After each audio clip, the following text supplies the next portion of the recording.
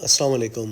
دشمے کے داخلی گیٹ سے ہم اندر داخل ہوئے اور تھوڑے آگے جا کے ہم نے مغرب کی نماز پڑھی، اور تقریباً 7:30 بجے کا ٹائم تھا۔ اس کے بعد آگے جا کے صدر الدین صاحب گاڑی سے اتر گئے۔ ان کا بیٹا وہاں انتظار کر رہا تھا، جو فتح الدین، جو کہ اصل میں ٹریڈرز بھی ہے، جو یہاں پوٹیٹو لے کے آئے ہیں، جن کے ہم مہمان ہیں۔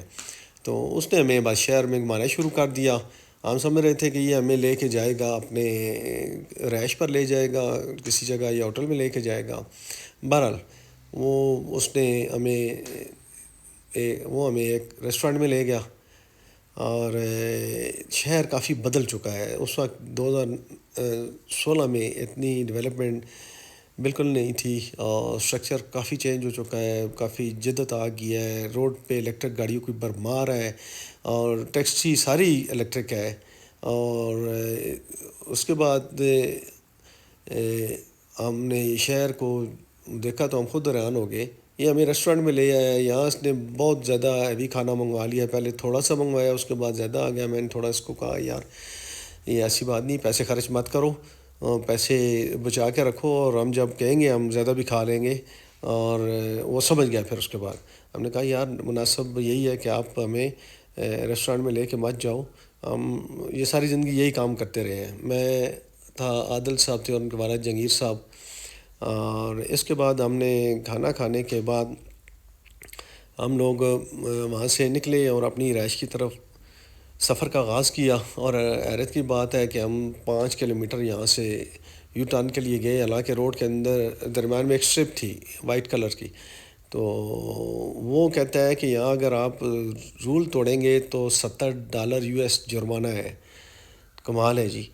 تو بہرحال یہ شہر کافی تبدیل ہو چکا ہے، اور ایون ان کا جو یہاں سے دریا گزر رہا ہے اس کو بھی وہ کنکریٹ سائڈوں پہ کر رہے ہیں، اور یعنی کہ ٹورزم کے لیے اور تمام اور چیزوں کے لیے یہ بڑی کوشش کر رہے ہیں۔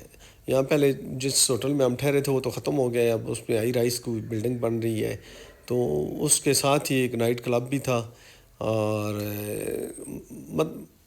کوئی فحاشی نہیں تھی، کوئی اس طرح کا نہیں سلسلہ تھا، لیکن یہ ہے کہ وہ سارے اس طرح کی چیزیں بھی ہو رہی تھی۔ ابھی عورتیں کو ہلکا سا اسکارف کرتی ہیں، اس کو بالوں کے پیچھے باندھ لیتی ہیں، اور ان کا چوغا نما ان کا ہوتا ہے، قمیض جو ہوتی ہے وہ پہنتی ہیں میجارٹی، اور کچھ لیڈیز اسکرٹس وغیرہ اور اس طرح شرٹس پہنتی ہیں۔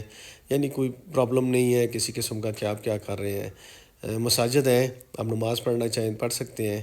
ویسے اذان کی آواز نہیں آئی، کوئی انہوں نے ٹائم مقرر کیوں ہے، یا کہ وہ تھوڑی آواز ہوگی کہ وہ پوری شہر میں نہیں جاتی ہے، مسجد کے ارد گرد جاتی ہوگی۔ اس کے بعد یہ ہمیں لے کے ہماری رہائش گاہ کی طرف چل پڑا، اور درمیان میں باتیں ہوتی رہی ہیں۔ اس نے جو پوٹیٹو لے کے دیپال پور سے آیا تھا، اس میں سٹارٹ میں تو اس کو اچھا خاصا نفع ہوا تھا، لیکن درمیان میں پھر مارکیٹ ڈاؤن ہو گئی، اور ان کا اپنا آلو اور پیاز مارکیٹ میں آ گیا۔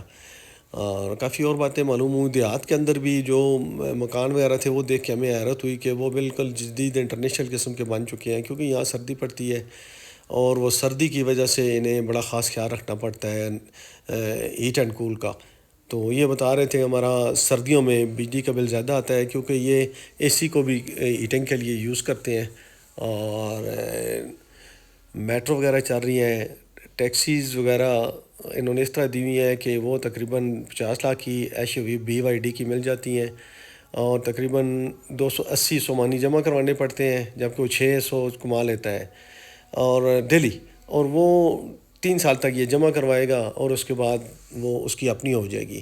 انہوں نے دوست نے بھی یہ نئی لی ہے، ایون لی ہے کار، اور زبردست کار ہے، بڑا مزہ آیا ہے۔ ہم 200-250 کلومیٹر ہم نے طے کیا ہے شیر خان بندر سے بالکل دشمے تک۔ تو ایک جگہ ہم نے چارج کی رستے میں رک کے، اور بڑی کھلی سیٹیں ہیں، اور زبردست قسم کا سفر ہے۔